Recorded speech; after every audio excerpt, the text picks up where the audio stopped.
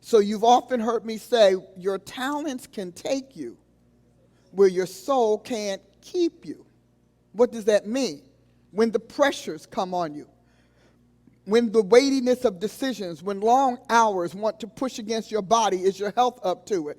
When difficult people and competitors and rivals want to eliminate you from the process, eliminate you from the prospects. When that happens, what will your soul do? How will it behave? Will it draw in like a turtle? Will it blow up like a flame? Will it go hard as granite so nothing ever gets in? Will it become sullen and moody, and every time you turn around, you're brooding and you're whatever, because that's the only way your soul knows how to mend itself or at least contend with its discomforts? Because your soul must do something with everything that happens to you in life. There are things that it does overtly, and then there are things that it does covertly. So you have got to get to a place where you begin to recognize when your soul has taken control of a circumstance that will destroy your life. And will your soul's control over that circumstance resolve it or destroy it? Many of you know the thing you just had to say. You had to speak out of your mouth. I'm sorry, you had to be heard, even if it cost you your livelihood. That's a soul out of control. That's a soul program for self-sabotage.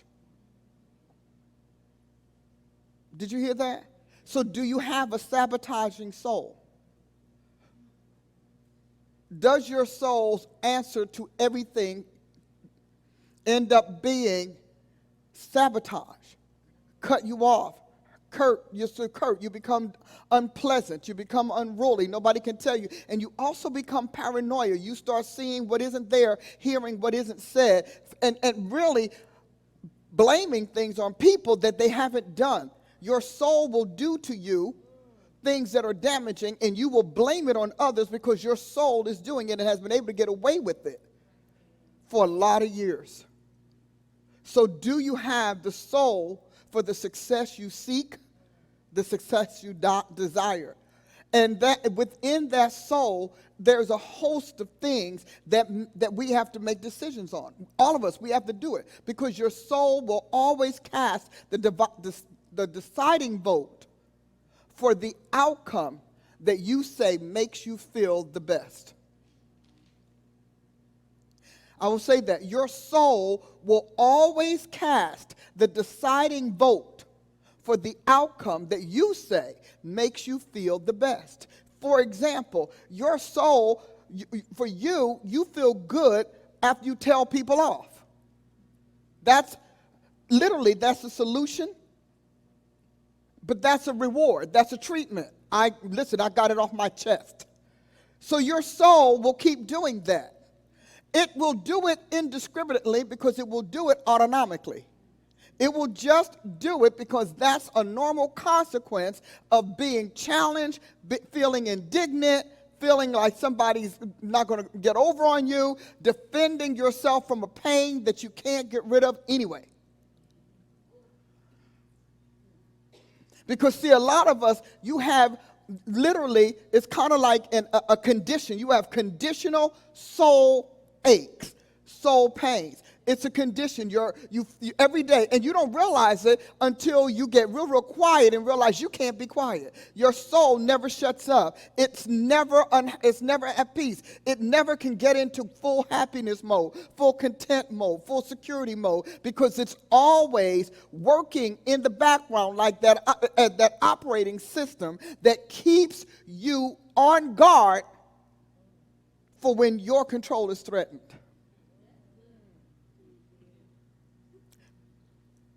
And it's always doing it. So you know it. Like when great things happen, everybody's yay, yay, yay, but you can't do yay. Because your operating system won't let you, because it's trying to be predictive. And it's preparing for what it's predicting, because you have already told it inevitably good gives way to bad, and bad is always with you. So it's always, so people are celebrating. And here's another thing. You get addicted to the pity attention. You like that pity attention, you know? And so you get addicted to that, and people are having a great time, but you are sitting there unhappy off to the corner. You can't talk. You can't socialize. You can't relate because you need to send out that magnet for pity. You can't engage because you live for these words to be said to begin the machine, the mechanism that reinforces your own sorrow. And this is the word, 3 little words. What's the matter?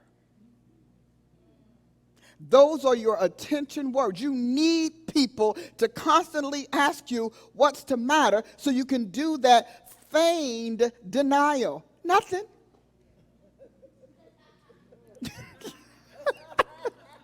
Nothing. There's nothing wrong. There's nothing wrong. I'm good. Your face is down here. Your eyes look like you have just lost your best friend and $2 million. You never smile. You're never engaged. People always have to bring you back to the present because your soul is always nursing and incubating your past.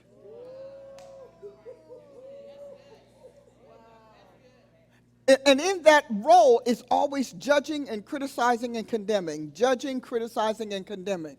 And that has to do with so many things that we'll walk through as we continue into this series. But you need to understand that your soul is the mechanism of all of your emotional output, your psychological output, your desires, your appetites, your angst, your angers. Your soul is constantly handling that. And you are giving it permission to take the lead because you yourself don't want to be emotionally honest.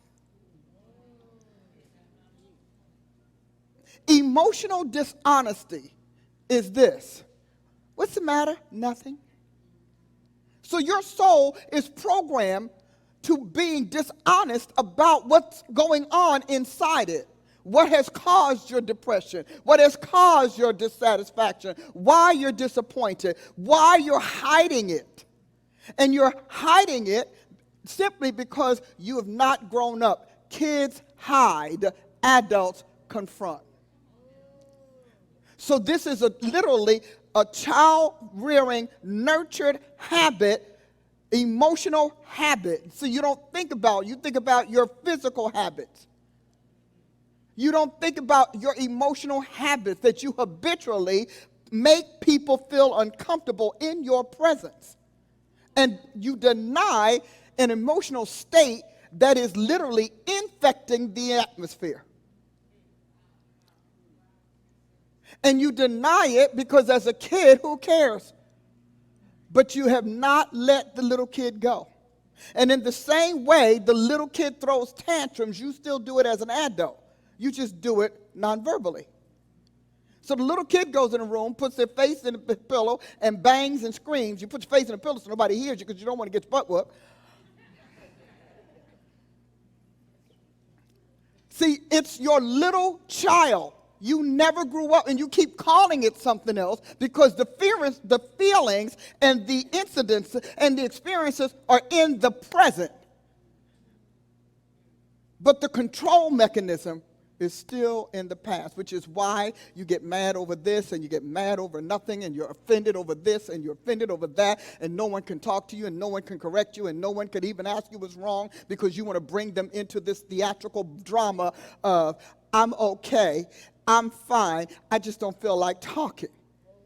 No, because I'm using this emotion to punish you or to attract attention that I can literally punish with denial. And so by the time the party's over, 15 people have fed your child. What's the matter? Nothing. Well, you don't look like you're enjoying yourself. I'm okay. Denial, that's emotional dishonesty. Because if you felt so bad, you should have stayed home, but you didn't stay home because you need somebody to feed that. You need somebody to feed it. And it happens all the time. You're standing there, so what's the matter? You haven't smiled? Why haven't you smiled? Aren't you having a good time? Don't you like the hors d'oeuvres? Don't you like the food? You don't like it? You don't know whether you like it or not? But it's not, you're not acting as if it's fine. You act as if this is the saddest place. Did you have a bad day? No, I'm fine. I'm okay. Well, why can't you join the festivities? I mean, you're not talking to anyone. You're sitting over in the corner. Why are you by yourself? Well, I just need to be here. I'm okay right here. But you're in a corner. No one's here with you. Everybody's over there. You're not even playing the games. You don't want to play the games. No, I'm okay where I'm at. I'm okay. I'm okay where I am. But we don't know where you are. I had to laugh. I don't know where you are. I'm here. But are you here? You know? And if you have coworkers, they're going to try to ask, what's going on? And you're like, and then eventually this is what will happen. When you do that one time too many, the people who know you become disgusted. Well. And then they begin to shrug you off. So when you have a real thing, nobody believes it's real.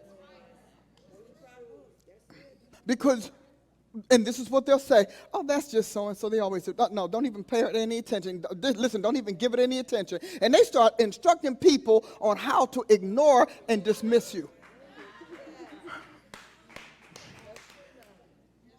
And the next thing you know, you have a real crisis and calamity, and nobody cares. Nobody. Because your emotional habits have so disappointed people and so jaded them about your makeup that they don't care whether good or bad happens to you. Because you've used your emotions as a cudgel, as a weapon, as a punisher. But you've also used it as an emotional panderer, pandering for emotions or pandering for attention and responses that feed that thing. And sometimes you wake up and you're like, well, that's not me all the time. But there are certain situations, lack, embarrassment, desire, fantasy. Those are all things that when they cross this emotional barrier, this emotional brigade of yours, they start that thing in motion. They wake up that kid. They wake up the disappointment. They wake up the resentment. They wake up the anger. They wake up the disturbance. They wake up the tantrums. They wake up the selfishness. They wake up the demands. And so that kid couldn't voice it for numerous reasons, either because they did not have the language to articulate it, or they were in environments where they were to be seen and not heard, or perhaps they were just raised to stay in a kid's place, or by parents who were indifferent to them.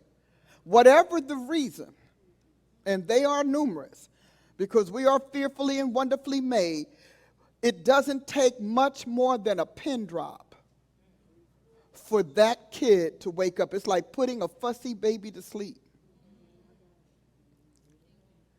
And so to be in relationship with these people is to walk around on eggshells and tiptoe all the time, because you don't know who you're going to meet. Who showed up for work this morning? We don't know. We don't know who's going to show up for work. We don't know who's going to come out at the next call. We don't know, because there is no cohesion in that soul. It is fractured, it is fragmented, and in the soul, this particular adage still applies: the squeaky wheel gets the grease. So whatever the squeaky wheel is, that's who the soul will show. So I'll wake up this kid, or I'll wake up this cry. All of us have babies, have had babies or heard babies that cry, and you knew they weren't really crying. You knew there was no sorrow or suffering or anything to it. But the child just whined. Some people do this because their parents literally raised them to think whining is an acceptable form of communication and displeasure. So these are whiny adults. They whine about everything. You know, don't they? The whiny adult. But these are all, your soul is the one thing that is uniquely you. It comes into the world with you. It is the reason that you are in the world, that you remain in the world, and it is the one thing that you get to program or manage all your days. The problem is parents do not develop their children's soul. Parents feel like the soul has this free pass, and that it is nothing but a literal massive sponge to take in what it wants to take in. Now, they'll control your behavior if you embarrass them. But most times, you'll hear them say, yeah, well, that's just her way. Yeah, well, his way. Well, he gets mad about that. Yeah, well, they just don't. You literally give the soul the permission to be unruly. And in a kid, people think, isn't that cute? At 16, you're a mean girl. You're a bully. And at 21, you're a misfit. You see how that happened? And so not teaching your children how to handle their emotions, which is probably the largest part of their life. You know, there is this argument as to whether people think more than they feel or feel more than they think in a given day. I would have to say that if the emotions were first, I would have to say that they feel more than they think, because the thoughts or the brain needs the emotions, information for the body to behave a certain way. So you're talking about raising up these people that say, well, I just never tell my people no. But life tells your kid no, which is why they're killing themselves, because life is saying no. You may have the money to buy yes anywhere you want, but life is saying no. And life will say no. And it'll say no through destructions and destructive behaviors. It will say no through introverted conduct. It will say no through people rejecting your kid. It'll say no with people forming opinions and doing everything they can to insinuate their contempt for what you have paid to say yes to. And you might say, but I don't care, we have all the money in the world. Yeah, until your kid is on a roof ready to jump off. All of a sudden, your money can't buy that. Or your kid is caught up in some sort of criminal activity, or in the relationship with someone who is abusive, because usually children who get too many yeses will get married or get in relationship with people who like to beat the yes out of them. You may be that with your mother, your father, you may be, but they prove that the emotions rule even the dollar. So as we go forward, what you are today is literally what you chose to be. Now, I know that many of you want to blame mom and dad, but as Prophet Ma and Chief Tala and I keep saying, you've been your parent a long time. You don't seem to have done as well as the other people. You've been your parent for 20 years, 30, 40 years. You have been raising and rearing you. You've been your own nurture, your own conduct, your own decisions, all those years. Isn't that interesting?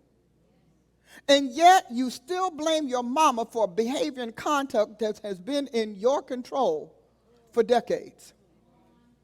Emotional dishonesty. Isn't that a powerful term? Because people are often emotionally dishonest because they really don't want the rawness that they feel or the irrationality that characterizes them publicized. So we choose denial. We choose resentment. And we're taught to, because we're in a world and we're made of a genetic material that tells us the lie is more palatable, more appreciated than the truth. Do you like this dress? No. You know, I like Prophet Maud. I took her to a restaurant the other day. I said, do you like this? No, but I love that she did it.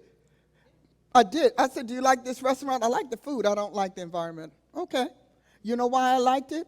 Why did I like it? Can anybody tell me? Honest, and she didn't waste our time. Now, I won't be taking her back there again, although we might get a little takeout. See? But that ended something that could have made her miserable. I don't want to offend you. I don't want to do this. We're months down the road. I'm taking her 3, 4, 5 times, and she's woefully uncomfortable, and I don't know why. And then in some totally unrelated moment, she said, well, I really don't like that. Why didn't you tell me that day one? I appreciate that. If you're going to be part of the soul health, soul healers of the future, we have got to come to terms with and begin to be resolved in our emotional honesty. Now, emotional honesty is a very strange thing because it can also turn brutal. Okay? Because it literally can be a rod or a staff or a weapon in a club. In other words, if Satan can't stop people from being honest, and if your emotional self cannot totally give into honesty, then you call meanness and cruelness and insults being honest. Well, listen, I'm just speaking my mind. First of all, I don't know if you have enough sense up there to speak what should be. That's my thought. I'm wondering. But there are other things, other factors that become important. Critical thinking before you speak, and then rationalizing before you react. Restraining yourself until you have all of the facts. See, those are where we go when in the next place. So I'm going to cover a little bit of this. I wanted you to know that, but I needed you to recognize people get sick because of emotional dishonesty, emotional lies. The soul relies on truth. Truth serum. The soul is really about truth. And so when you take and turn truth into a lie, and that lie becomes your truth, the disparity between the two, there's always an inner tussle. Because the soul is so smart, and they have proved this scientifically. The soul is so smart, it knows the truth. That's why when you stand before God, you can't lie. Because the soul is like, but this is my maker. And not to mention, when you get in God's presence, this man radiates this magnetism that says, tell the truth. You don't even have to plan to. A couple of times I was in prayer, just enjoying the presence of God. And God likes to get you when you're all relaxed and whatnot. I said, sweetheart, I'm going to need to do this elsewhere. So I'm in the prayer, and he'll ask me a question. Now, he'll ask me a question, that he already knows the answer. But he catches me so off guard that when he asks me the question, my heart tells him the truth, and then my mind remembers I should lie.